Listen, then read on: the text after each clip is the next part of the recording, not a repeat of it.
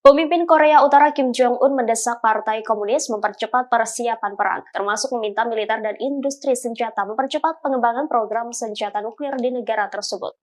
Hal ini disampaikan Kim Jong-un dalam pertemuan akhir tahun Partai Buruh pada Kamis 28 Desember. Pernyataan ini muncul sepekan setelah Kim Jong-un memperingatkan Amerika Serikat dan sekutunya bahwa Korut akan melancarkan serangan nuklir jika ada provokasi. Kantor berita Korut KCNA melaporkan bahwa Kim Jong-un mendesak militer untuk mempercepat persiapan perang. Kim juga menekankan situasi militer di semenanjung Korea telah menjadi ekstrim karena konfrontasi Amerika Serikat yang belum pernah terjadi sebelumnya. Dalam kesempatan itu, Kim juga mengatakan Pyongyang akan memperluas kerjasama strategis dengan negara-negara merdeka anti-imperialisme. Sementara Rusia memberikan bantuan teknis untuk membantu Korut memperkuat kapabilitas militernya. Dalam laporannya, KCNA menambahkan di pertemuan tersebut, Kim juga mengungkapkan tujuan-tujuan ekonomi untuk tahun depan.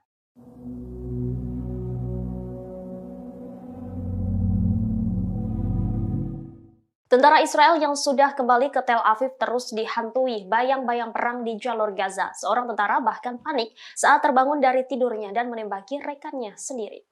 Media Israel menyebut hal ini sebagai hantu Gaza yang memburu tentara Israel. Seorang prajurit infanteri yang tidak disebutkan namanya dirujuk ke polisi militer di kota Askelon, Israel pada Rabu 27 Desember. Di sanalah tentara yang baru saja kembali dari Gaza itu beristirahat. Namun saat ia tidur, tiba-tiba terbangun dengan kondisi panik sehingga tentara tersebut melepaskan tembakan dan melukai beberapa rekannya sendiri. Mengutip pernyataan resmi militer bahwa prajurit itu tidak akan diselidiki karena kondisi mentalnya. Dia akan dilakukan penyelidikan setelah mendapatkan izin dari dokter. Dengan kejadian ini memperlihatkan bahwa tentara Israel mendapatkan tekanan dahsyat atas perang di jalur Gaza Palestina, bahkan pikirannya terus dihantui dengan perang brutalnya di Gaza.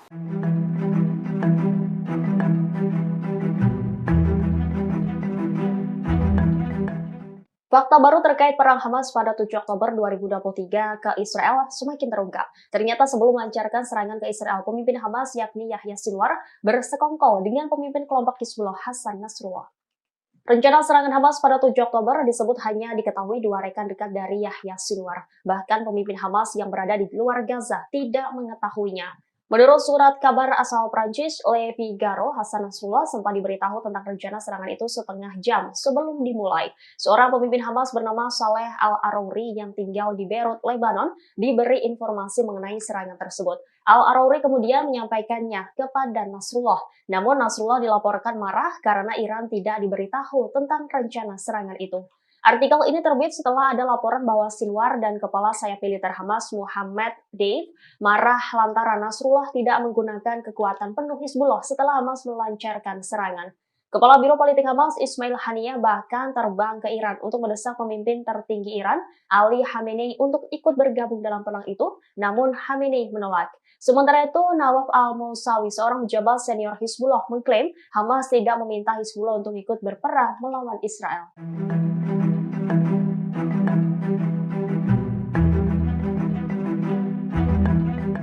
Militer Israel mengusulkan pemutusan jalur bantuan Hamas melalui tembok anti terawangan di Rafah. Tembok yang akan dibangun di perbatasan Mesir dan Gaza itu menggunakan teknologi canggih, di mana tembok tersebut bisa mendeteksi upaya penggalian terowongan atau penyelundupan senjata ke jalur Gaza.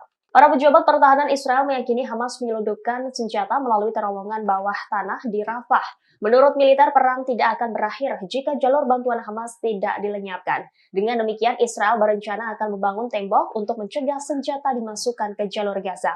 Menhan Yoav Gallant sedang mendiskusikan proposal untuk membangun tembok pertahanan tersebut dengan kerjasama Mesir dan sejumlah dana dari Amerika Serikat.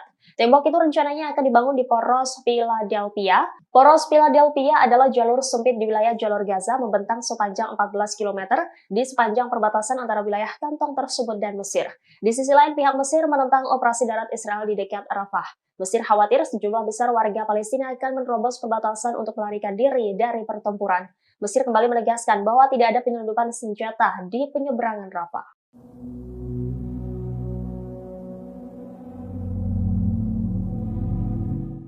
Pihak berwenang Eilat mengatakan pemukiman yang ada di Israel diambang keruntuhan seusai serangan membabi buta Yaman pada Selasa 26 Desember. Pasalnya serangan kali ini melibatkan satu lusin drone Houthi menghantam kota Eilat. Demikian disampaikan Kepala Otoritas Lokal di pemukiman Eilat, Eli Lancry, pada Kamis 28 Desember. Ia mengatakan pemukiman Eilat diambang runtuh ketika Israel merasa ditinggalkan oleh pemerintah mereka.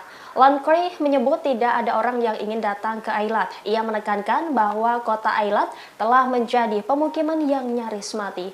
Kepala otoritas juga menyebut bahwa jumlah pemukim di sana meningkat 2 kali lipat setelah evakuasi mereka dari utara dan selatan, namun Angkatan Bersenjata Yaman meningkatkan operasi mereka. Ia kembali menegaskan bahwa permukiman Eilat tidak hanya mengalami ancaman keamanan, namun juga ancaman ekonomi.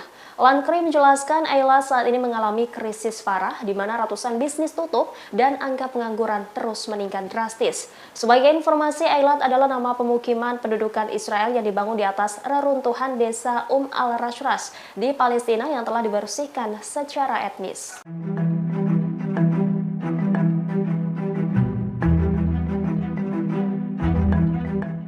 Kematian Komandan IRGC Razim Mousavi tampaknya belum dapat diterima oleh para pejabat dan pendukungnya di Iran. Para pelayat bahkan mengeluarkan kata ancaman dan peringatan kepada Israel yang diduga berada di balik pembunuhan Mousavi di Suriah. Diketahui salah satu komandan IRGC paling berpengalaman dan efektif di poros perlawanan itu dimakamkan pada Kamis 28 Desember pagi hari tadi. Prosesi pemakaman dipimpin langsung oleh pemimpin tertinggi Iran Ayatollah Ali Khamenei.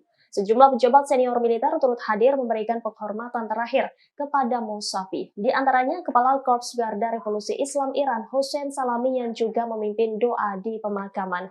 Dia turut memuji Mousavi atas peran kuncinya setelah Komandan Pasukan Quds Qasem Soleimani terbunuh dalam serangan pesawat berawak Amerika Serikat pada tahun 2020 di Baghdad. Dalam kesempatan itu, Salami juga mengancam akan menggulingkan rezim Zionis. Sementara itu, ribuan pelayat berkumpul di lapangan Imam Hussein di pusat Teheran. Mereka terdengar meneriakkan kalimat ancaman terhadap Israel dan sekutu terdekatnya, yakni Amerika Serikat. Para pelayat juga mengibarkan bendera kuning bertuliskan pesan "Saya lawanmu" yang merujuk pada Israel.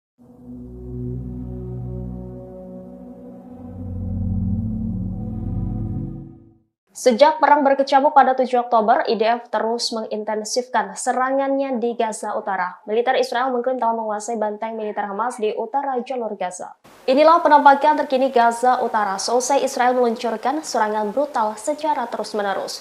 Kondisi Gaza Utara terkini diunggah melalui jejaring sosial X, @softwarnews pada Kamis 28 Desember. Disebut sudah tidak ada kehidupan lagi di Gaza Utara. Hal ini menjadi bukti atas kejahatan genosida yang dilakukan militer Israel. Dalam rekaman berdurasi 23 detik tersebut terlihat skala kehancuran di sana. Bangunan rumah dan fasilitas publik yang semula berdiri kokoh kini sudah rata dengan tanah. Tak terbayangkan bagaimana brutalnya Israel mengusir warga dan menghancurkan kehidupan mereka. Gaza Utara kini tidak ada kehidupan lagi. Sementara dalam keterangan unggahan disebutkan bahwa utara jalur Gaza sudah hancur total. IDF disebut sudah melakukan pembantaian besar-besaran terhadap warga sipil dan pembersihan total. Download Tribun X sekarang, menghadirkan lokal menjadi Indonesia.